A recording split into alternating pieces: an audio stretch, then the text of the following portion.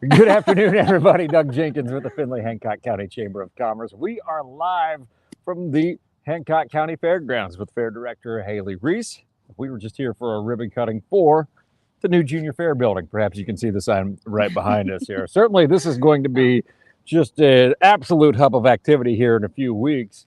But this is a building that's going to be a hub of activity for Junior Fair kids, FFA kids, and 4-H kids year-round moving forward. Thank you so much, first of all, for inviting us out to unveil the building. But let's talk a little bit about how the project came together. Well, a couple years ago in 2022, the Ag Society performed a strategic plan.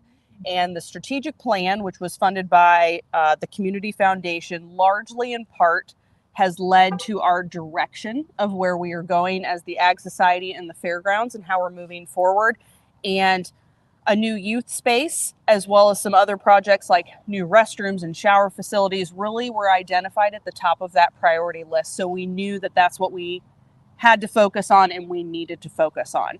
So we were able to evaluate our resources here on the fairgrounds and what would be the best fit. And this building, once upon a time, housed the poultry of the fair. And there are a lot of people that have really fond memories of their kids with their chickens and turkeys and other birds in here. And since I've been around, it really just hasn't found its fit. So it really made the most sense for a building that was really amongst all of the livestock barns and in between the show arenas and amongst the food vendors, and really just lies within the heartbeat of the fair, that is where our Junior Fair Board would be centered and be housed.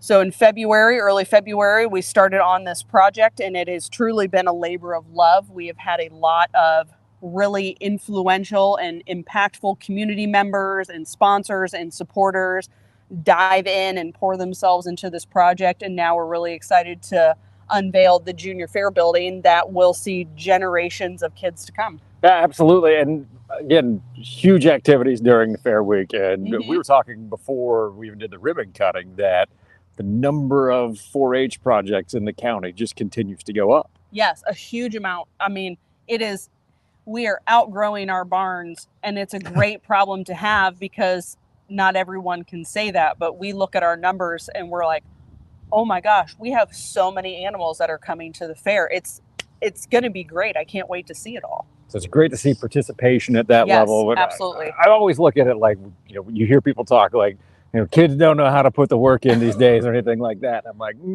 come to the fair. Yeah, because those kids know how to put they know how to put the work in, and that's great to see. Now, when the fair is done, this building still gets used. This is going to be huge for area 4-H chapters. Absolutely. So after the fair, this building will be made available to 4-H clubs, FFA chapters, really any youth organization that needs a place to call home, have a meeting space to gather. This building is available to them for free, so they have a place to meet that's not going to break their bank, and they know that they can call home. There's the fairgrounds just kind of undergoing a renaissance here in the last 10 years, all starting with the old Millstream Center. But people are asking, weren't you just out there to do a ribbon cutting? And I'm like, I think we were. And of course, with the new building over to our right now, a new building here. And it seems like things are just heading to where you're going to see continued overhaul of buildings out here. So the fairgrounds is here for more generations to come. Absolutely. We have our capital project list in place. We know what we need to do and how to get it done. And we're really just, the Ag Society is just putting their heads down and just barreling through these projects. And we've done a lot of things here in 2024.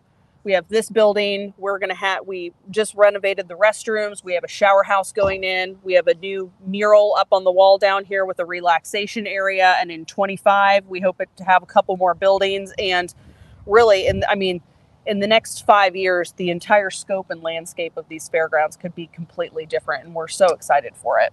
Well, we definitely invite you to check it out. Of course, the opening ceremonies for the fair are the evening of the 26th. Yes. And then the fair goes through Labor Day, so be sure to stop at it. I have to ask you what your favorite fair food is then. Oh, man. While we're here. So I am pretty devout to gyros, and don't call it a gyro. It is a gyro. It is a gyro. And the ribeye sandwiches from Cattleman's. Those are my two go-tos. I'm going to put on so much weight in about 3 weeks.